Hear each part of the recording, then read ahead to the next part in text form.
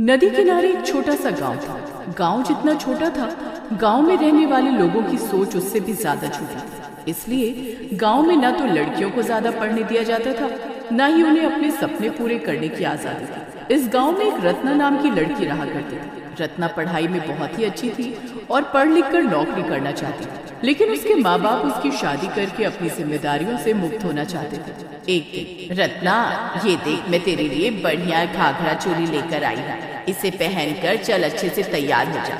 तुझे ना देखने के लिए पड़ोस के गांव से लड़के वाले आ रहे हैं। एक बार तेरा रिश्ता वहाँ पक्का हो जाए तो हमारी भी जिम्मेदारी खत्म हो। माँ, मैं आप लोगों से कह कर थक गई हूँ कि मुझे 17 साल की उम्र में ब्याह नहीं करना। अरे लड़की हूँ, इसका मतलब ये तो नहीं ना कि मैं बस शादी करके जीवन भर चूल्हा चौका ही संभालती रहूँ। मैं आगे पढ़ना चाहती हूँ, कुछ बनना चाहती हूँ। मुझे एक मौका दे दो ना। अरे पढ़ तो लिया तूने, पहले ही गांव की सारी लड़कियों में सबसे ज्यादा पढ़ी लिखी है तू। 12वीं तक पढ़ा दिया, अब क्या कलेक्टर बनकर ही मानेगी? हाँ बाबूजी, मुझे कलेक्टर ही बनना है। मैं गांव की बाकी लड़कियों की तरह शादी नहीं करना चाहती। मेरे कुछ सपने हैं जिन्हें मुझे पूरा करना है। उसके बाद ही मैं अपनी गृहस्थी बसाना चाहती हूँ। रत्ना की जिद के कारण उसके माँ और बाबूजी उसे आगे पढ़ने के लिए परमिशन दे देते हैं। उसकी उम्र की लड़कियों की गांव में शादी हो चुकी थी, इसलिए गांव के लोग रत्ना के माता पिता को ताने देते। लेकिन रत्ना की मेहनत को देखकर उसके माँ बाबूजी उन तानों को सह लेते थे। रत्ना की मेहनत का परिणाम था कि उसने अपनी मेहनत के दम पर सरकारी नौकरी की परीक्षा पास कर ली थी। अब बस इंटरव्यू में पास होना बाकी था। माँ देखो, मैं कहती थी ना, मुझे बस एक मौका दे दो, मैं आप लोगों का नाम रोशन कर दूंगी। और सिर्फ आपका ही नहीं, पूरे गांव का नाम रोशन कर दूंगी मैं।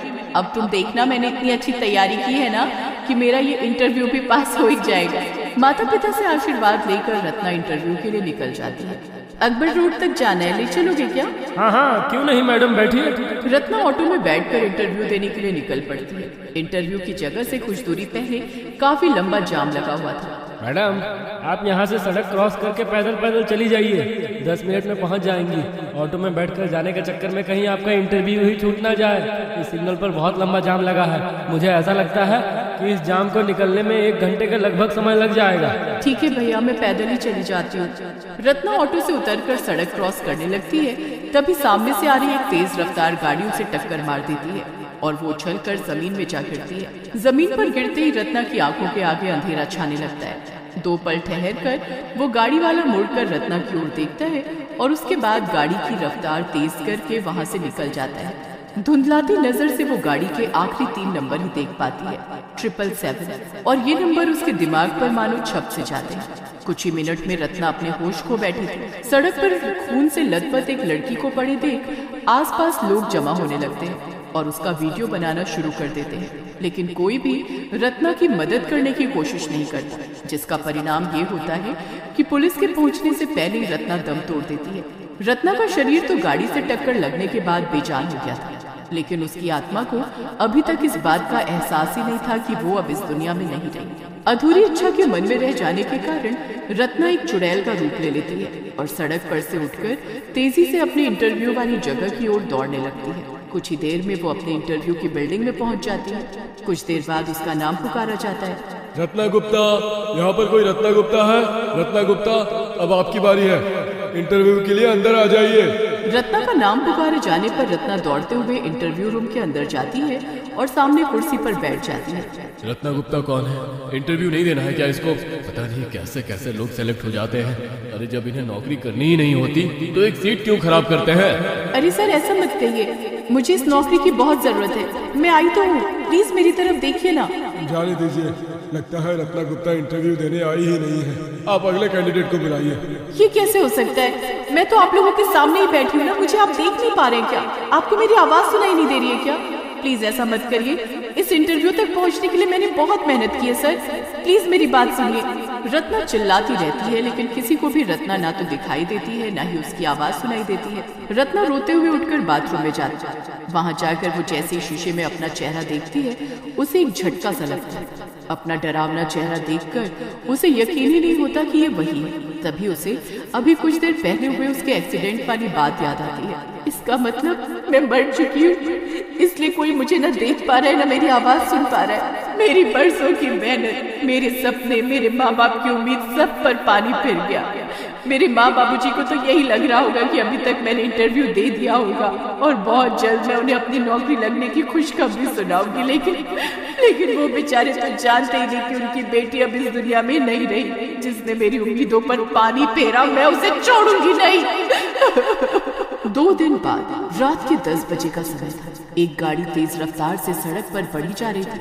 अचानक ही गाड़ी के सामने एक खूबसूरत लड़की आ जाती है। अरे मैडम, मरने के लिए मेरी ही गाड़ी मिली थी क्या? प्लीज मेरी मदद कीजिए। मैं यहाँ इंटरव्यू के लिए आई थी, लेकिन अंधेरा होने के कारण रास्ता भटक गई हूँ। आप प्लीज मुझे मेरे गांव तक छोड़ सकते हैं? देर रात गए सुनसान रोड पर लड़की को खड़ा देख गाड़ी वाला उस लड़की को अपनी गाड़ी में बिठा लेता है।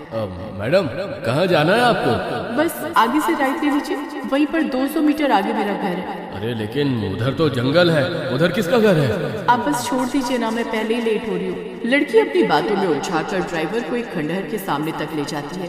अरे ये कैसी जगह है मैडम, यहाँ कहाँ जाएंगे आप?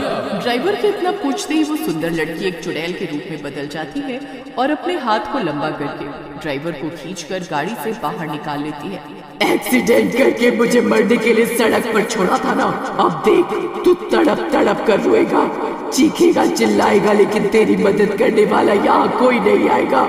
अरे लेकिन मैंने कब एक्सीडेंट किया? चुड़ैल जी, मुझे छोड़ दो।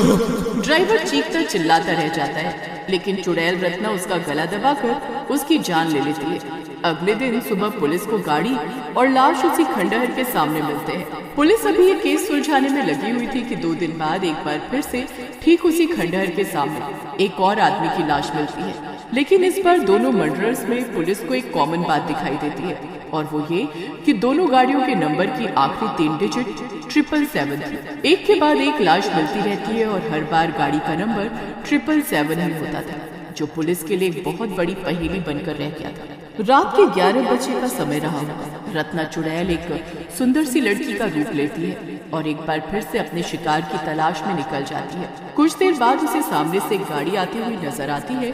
सामने से आती हुई गाड़ी को देखकर रत्ना मन ही मन बहुत खुश हो जाती है और लिफ्ट मांगने लगती है। इतनी रात गए एक लड़की को सड़क के बीचों बीच खड़ा देख गाड़ी वाला उसे लिफ्ट दे देता है। इससे पहले कि रत्ना उसे खंडहर तक लेकर जाती, उनके आगे चल रही गाड़ी से एक स्कूटी चला रही लड़की को टक्कर लग जाती है और वो बेहोश होकर नीचे गिर जाती है और वो गाड़ी वाला बिना उस लड़की की मदद किए तेज गति से वहाँ से भाग जाता है। हे भगवान, ये क्या हुआ?